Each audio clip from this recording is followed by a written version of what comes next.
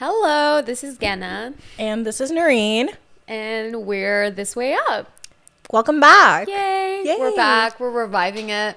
Just because life happens and you forget you started a little cool hobby on the side, and then you Yeah. remember after the depths of winter have pulled you out, and you're like, oh, right, we do this. Yeah. And after you have processed everything that happened, and now you're like, let me get back to my hobbies, which ironically this episode is about. Yes, Yes. 100%. It's a great thing that it is March now? I was about to say Feb. It is March. And we're crawling out of seasonal depression. We're crawling out of hibernation, and we're like ready to go. Yeah. And I think we should chat right now balancing like work and life, just because I feel like winter really shows you that, oh, there is such a thing as balance, and I do not have it, and we need to figure this out. And I think one thing I want to say is I literally spoke to someone very recently, and they were telling me, and this made so much sense in the moment, the whole idea about winter days being shorter, of course, makes it really hard to like balance work and life then. But the whole point is that you have shorter days. Like your body needs to be resting more. You need to be out of work and in your bed earlier. But like we don't have that luxury. No. Right? Yeah. And like, I swear this corporate world, and I guess it's also the hustle bustle of like the city we live in, because we're not like in a suburb. We're literally in the middle of like a huge metropolitan city. Yeah. And you have this hustle culture where it's like, oh, you finish your work, but you have to be doing more. You need to do this, you need to do that. Side hustle. Exactly. But outside of that, at the same time, like when you spend 8 hours of your day, like technically you're supposed to be spending out of your 24 hours 8 hours at work, 8 hours sleeping. Where do you fit everything in, especially when it's so dark outside and it's not the sun, so you don't even feel like going out, especially when it's like -12 outside. Yeah, you don't even get, I think, 10 hours of light, maybe less that you're getting in a day. Yeah. So most of it is what? Commuting, working, trying to cook a meal so you don't have to spend $20 on lunch, and then you're just, I don't know, asleep. Like that's it. Yeah. Like what do you do? When do you do anything? Anything, exactly. I don't know. Like what have you been doing this winter? Like what has been up in terms of balance? How do you get yourself to do things that aren't work, chores, and existing? Yeah. I think I do get lucky because I'm working 3 days a week from home. So good. I only have to commute, which I do have like a long commute. I don't have the best commute. Me too. But I think I have to learn to make the best of it. So like last month when I would commute to work, I'm taking the GO train, so I would just pick up a book and read it. Like make the best of the 30 minutes on the GO train I can, because the rest I know I have to take a bus or I have to walk. So that really helped. But at the same time, I have the luxury to do this. I know not everybody does, but I get to pick my work hours, and I work absurd hours. I know people would be like, what do you mean you work 7 to 3? But that's so smart. What I do. And you know what? Like I get to leave my office and it's still bright outside, which was really important to me, because I remember at my co-op, I was working like regular 9 to 5 hours or 8 to 4 sometimes. But when it was winter, I'd go to office when it was dark and I'd leave when it was dark. Like I got no sunlight in. So, you know, if I could choose, I chose this, and it's fine because I feel like I get more of my day back. And unfortunately, in cities and just general life, things also close at 5. So it gives me 2 hours to do something that I can, and I'm not tied down to my work hours for that time being, and I can go to the bank if I need to. Like whatever errand you have. 100%. Yeah. I think that's so good. I think you've like manipulated your work schedule to work for you. You're like maximizing daylight time, which is perfect. Yeah. I feel like for me this time, I almost adopted childlike approach. Like I am trying to.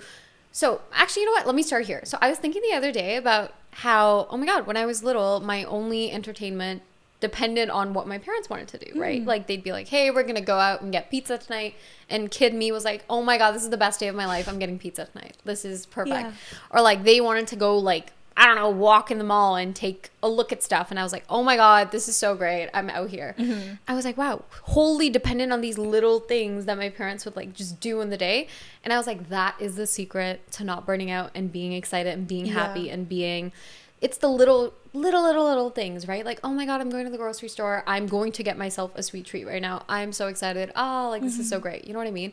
That's what I've been doing. I've been lucky enough now to feel like I'm in a workplace that's, I don't know, just like fun. I like it, right? And I feel like, again, not everyone has the luxury of that where you're like, oh, cool, maybe I'm in this situation right now work-wise where I can't make a switch or I can't feel like the fun level is super up there.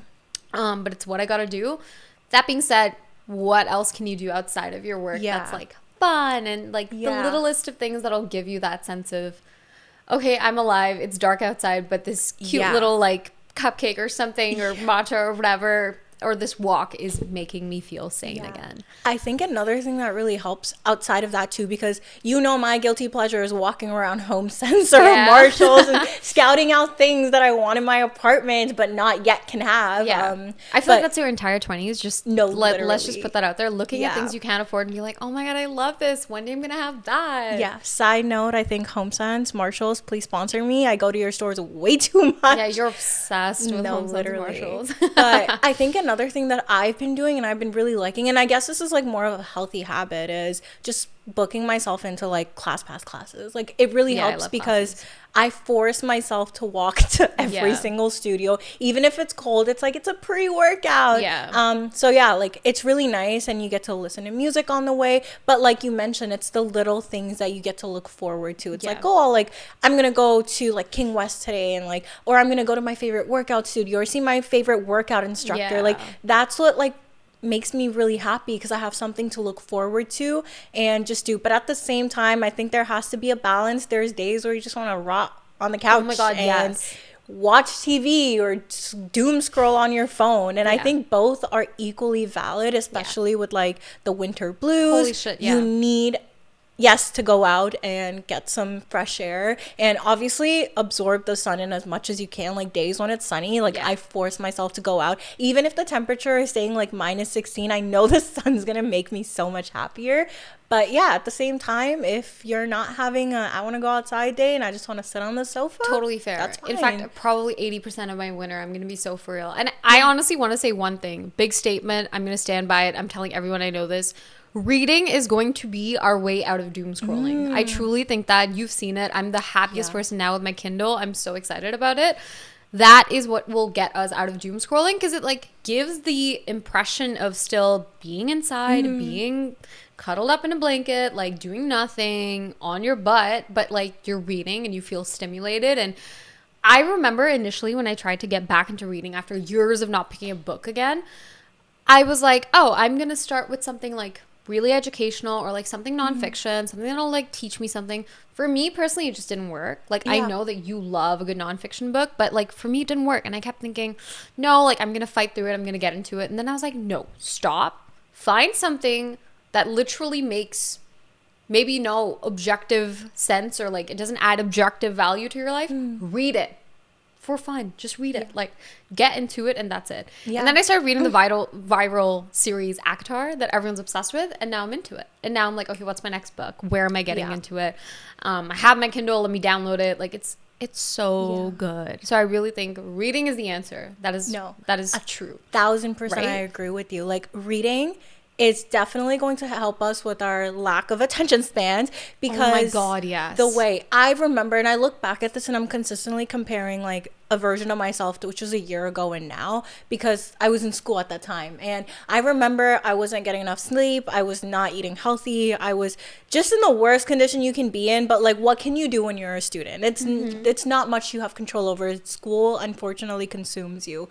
But now that I look at it, I get my 8 hours of sleep. I'm eating well. I'm doing things that make me happy, like rekindling with hobbies and trying to build new hobbies as well. So having that balance really helps kind of restore your like lack of attention span, your energy. But reading is so big, because I used to be a big reader back in like middle school. It's like ages ago. Me too. But then I didn't pick up a book. Wait, what did you read in middle school? I feel like we all read the same shit. Tell me what you read. Okay, my favorite series. I've told you about this back before.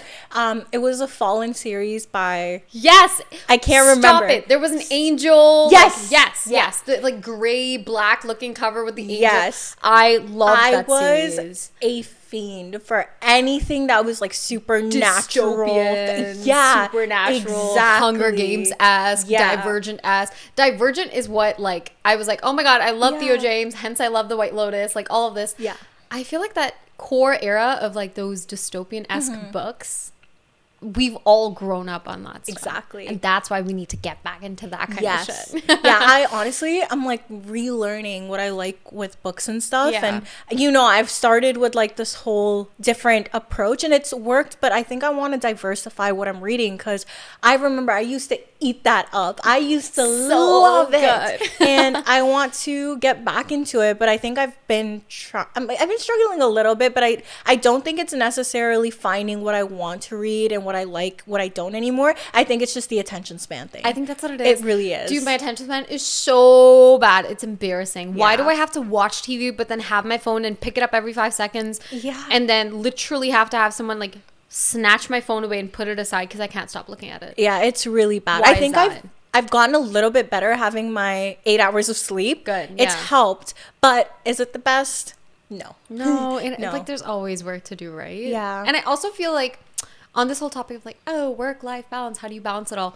How do you see friends? Like, unrealistic to think you can see everyone in the world, and that's something I'm learning right now. I only have so much time in the day. I cannot see everybody and then also have time for me and then also have time for chores. It's just impossible. It's really difficult. So I really feel like keeping your circle small is not only like important for like your mental health and like core good pure and strong relationships, it's also practical. Yeah. Which sucks because it's like you want to be able to do a billion things and see a billion people. I just think it's getting impossible. I think when I look back at it, I think it's good to have categories of friends in your life. Like, for example, with us, like we see each other a lot more often, but then we both also have friends we see once a year. Yeah. Or there's people that I meet like on a weekly basis or I try my best to. But I think it really helps having those where it's like, yes, you have friends, but I think there's like different levels of friends. But you're so right. It's so difficult finding ways to not only meet those social expectations of hanging out with the people that you care and love about, but also where do I find time for myself? And like, it's like, how do you so difficult. Justify, you know what, you should be able to, but how do you justify sometimes I can't go out tonight? I'm so sorry, guys. Why? Because I just really need to sit in my bed, like showered, hair done, everything ready with a book and like candle lit and just like have some me time. How do you justify that? That's something I'm struggling with because I feel so much guilt where it's like, ooh, but you want to hang out, it's been forever, I know it's been forever, oh, we should do this. But then it's like, no, if I do not have this time of just doing nothing in my bed, I will not be okay the next week. Like, no, you know what I mean? It really takes a huge toll. Like, it's so crazy to me because when I think about who I am as a person, I consider myself a very extroverted social butterfly. Yeah. Like, I love talking, and obviously, I know we both do. We have a podcast. We get that energized. We get to yap on. But at the same time, like, no one tells anyone who's extroverted or a social butterfly that alone time is really important for you. And I think I've always struggled with that a little bit because I remember I've been a little bit better with my full-time job, but then with my co-op I tried to fill everything that wasn't work time with trying to hang out with friends, and it got really mentally exhausting real quick because I wasn't having enough time for myself. So now I try to be a little bit more cautious, and I know because my hours are weird, I want to be in bed by 9 p.m. Am I in bed by 9 p.m. every single day? Also no, but I try my best to. But I do know what you mean. Sometimes I struggle to say no, even though I want to spend time with these people and I want to like hang out with them.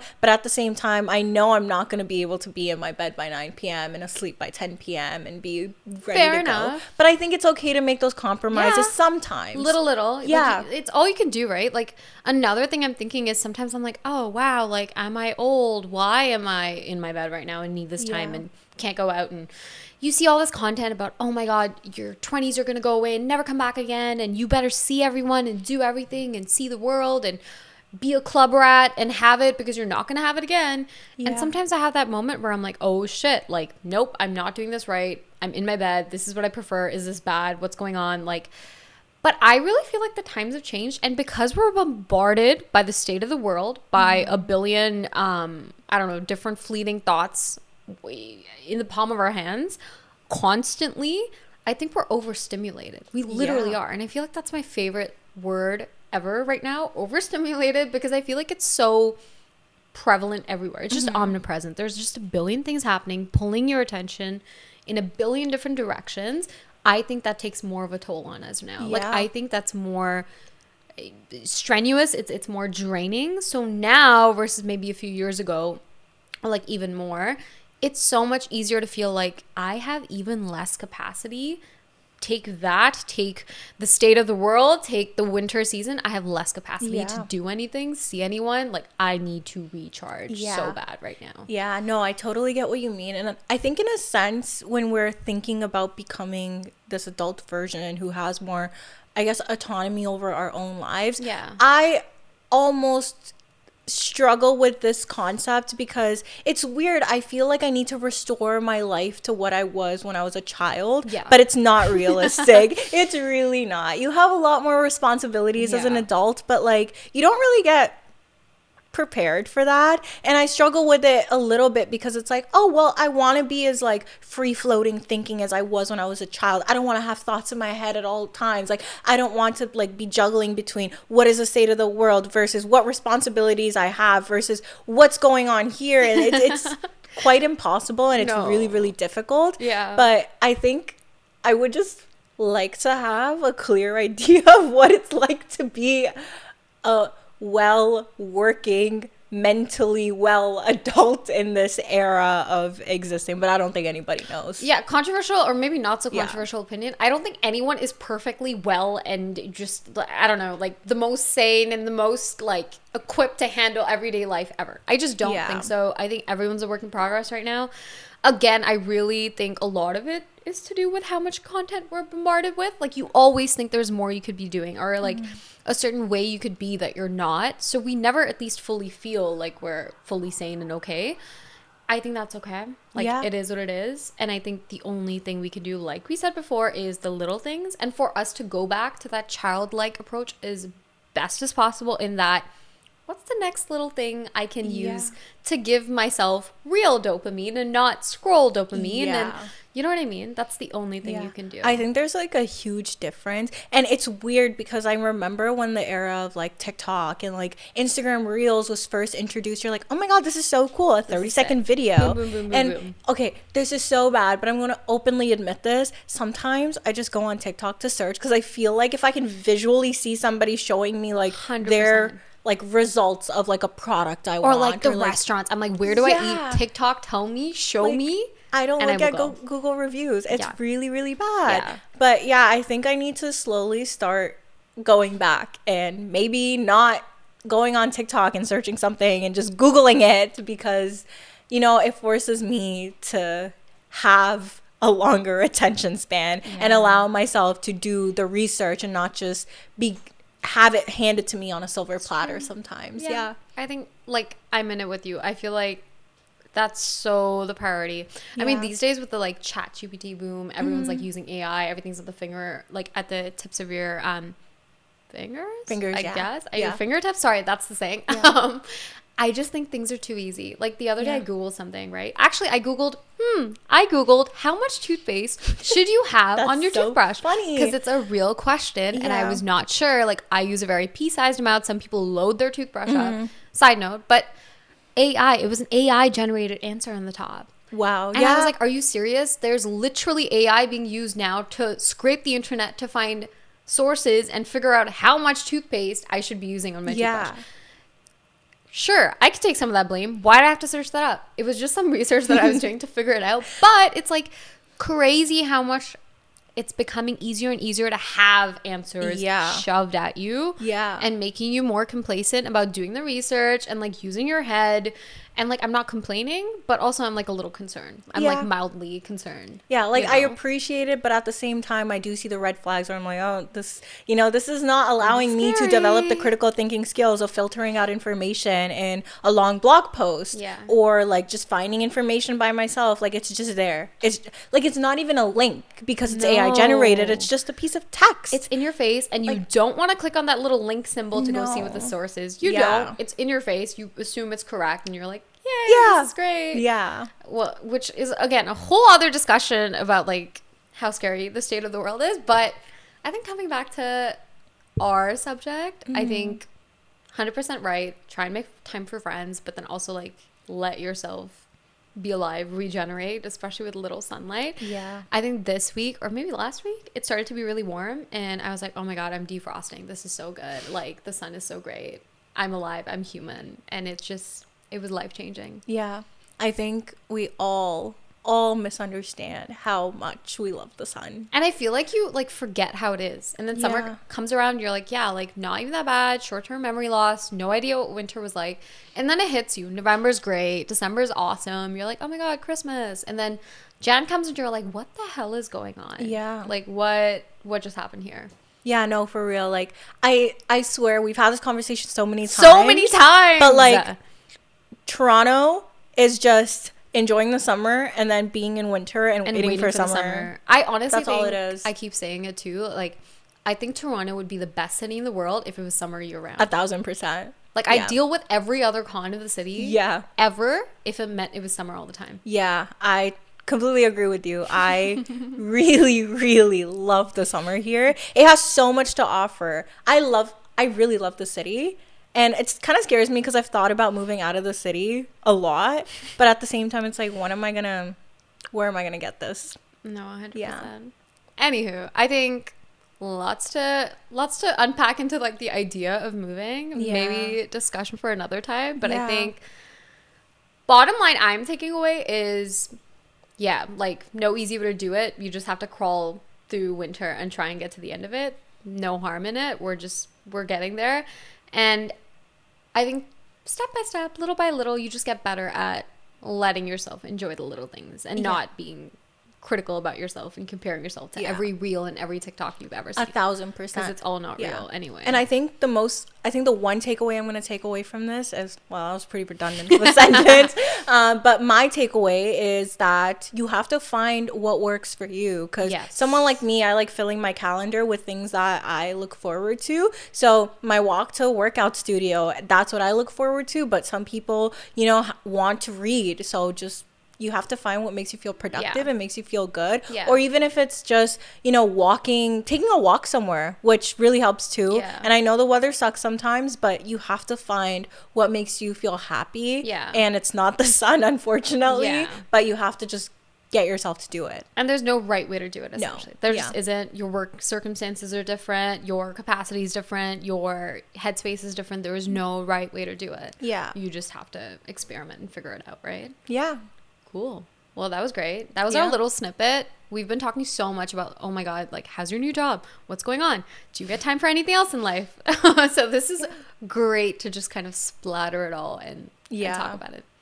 Yeah. And I hope that you're all able to have a little bit of a takeaway from this too. And, not feel guilty when you're doom scrolling or rotting on the couch. Or saying no to a plan. Oh my God, just do that. Yeah. It's okay. Allow yourself to be happy. That's a takeaway. Yeah. Allow yourself to be happy in winter, whatever it is. Just find happiness. All right. Cool. Thanks for joining us. Yeah. And we'll see you in our next episode. Yay. Bye. Bye.